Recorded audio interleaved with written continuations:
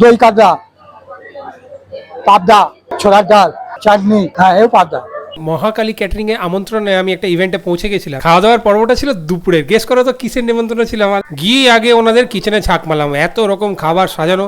আর সব থেকে বড় কথা এখানে দেখলাম গরম গরম ফিশ রোল তৈরি হচ্ছে পিওর ভেটকি দিয়ে।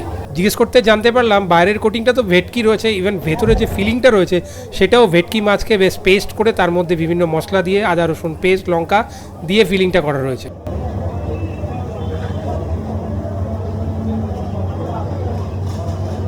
ওই সময় প্রচণ্ড গরম ছিল, গিয়ে দেখলাম স্ট্রবেরি লস্যি তৈরি রয়েছে ওনাদের ফ্রিজে।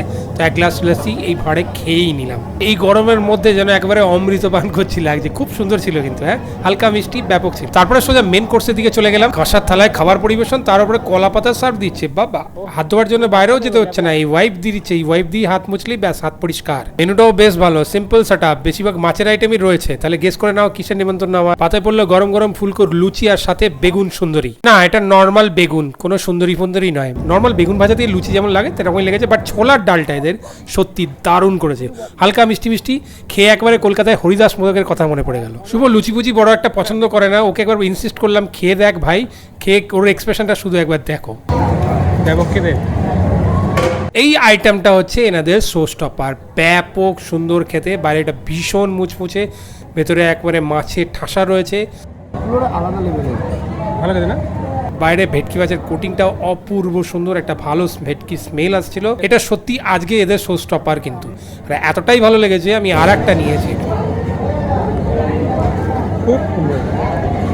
এবার পরিবেশন হলো সাদা ভাত, আর সাথে ছিল এই পাবদা মাছ। বেশ বড় আকৃতির পাবদা মাছ, আর বেশ সর্ষে দিয়ে করা রয়েছে। সত্যি কথা বলতে পাবদা মাছ আমি অতটা পছন্দ করি না, আমার বেশি ভালো লাগে কাতলা মাছের কালিয়া বা কাতলা মাছের যে কোনো আইটেম। সো এটুকুই বলবো, মাছটা বেশ সুস্বাদু ছিল, ফ্রেশ ছিল, আর সব থেকে বড় কথা হ্যাঁ সাইজটা বেশ ডিসেন্ট ছিল। সত্যি কথা বলবো, হ্যাঁ পাবদা আমার ভালো লাগে।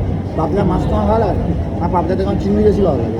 বাঁশকাঠি রাইস দিয়ে বাঙালি পোলাও পরিবেশন হলো, যার মধ্যে কুচু কুচু পনিরও ছিল। সাথে ছিল কাতলা রেজালা। পোলাওটা মিষ্টি মিষ্টি, আবার রেজালাটাও একটু মিষ্টি মিষ্টি ধরনের হয়। আমি ভাবছিলাম, ডাউট ছিল কেমন হবে খেতে, কিন্তু সত্যি কথা বলতে মুখে দিতেই বুঝতে পারলাম দারুণ সুস্বাদু। পোলাওটা হালকা একটু মিষ্টি, আর রেজালাটা হালকা একটু স্পাইসি রেখেছে মিষ্টিতার মধ্যে। সত্যি দুটোর কম্বিনেশন বেশ যাচ্ছিল। আর কাতলা মাছটার যে ফ্যাটটা ছিল এটা থেকে বোঝা যাচ্ছে মাছটার সাইজ মিনিমাম 5 থেকে 6 কিলোর ওপরে হবেই। খুব ভালো কোয়ালিটির একটা মাছ, আর ভীষণ সুস্বাদু, আর সত্যি খেতে অপূর্ব ছিল। একবারে মুখে গেলে মাছটা যেন মিলিয়ে যাচ্ছে কোথায়। দুর্দান্ত কোয়ালিটি,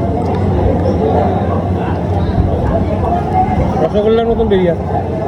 শেষ পাতে ছিল আনারসের চাটনি আর এই সাবুর পাপড়। এই পাপড়গুলো এরকম অনুষ্ঠানে কিন্তু সচরাচর দেখা যায় না। এই পাপড়গুলো দেখে আমার বেশ ছোটবেলার কথা মনে পড়ে গেল। ছোটবেলায় এই সাবুর পাপড় খেতে আমি ভীষণ ভালোবাসতাম। শেষ পাতে চলে এলো কমলাভোগ। নর্মাল রসগোল্লার থেকে আমার কমলাভোগ জানি না কেন একটু বেশি ভালো লাগে। তোমাদের কোনটা ভালো লাগে একটু কমেন্ট বক্সে অবশ্যই লিখো। সেই জন্য দুটোর তো খেতেই হবে। আমার অরেঞ্জের ফ্লেভার মনে হয় একটু বেশি ভালো লাগে। না, এটা খাবার নয়, হাত ধোয়ার জল। হাতটা ধুয়ে পানটা নিয়ে সোজা চলে গেলাম ক্যাটারিং অনারের সঙ্গে একবার দেখা করে নিতে। এই বাবা, এতে একটা বাচ্চা ছেলে ক্যাটারিং অনার, যদি কন্ট্যাক্ট করতে চাও স্ক্রিনে নাম্বার আছে।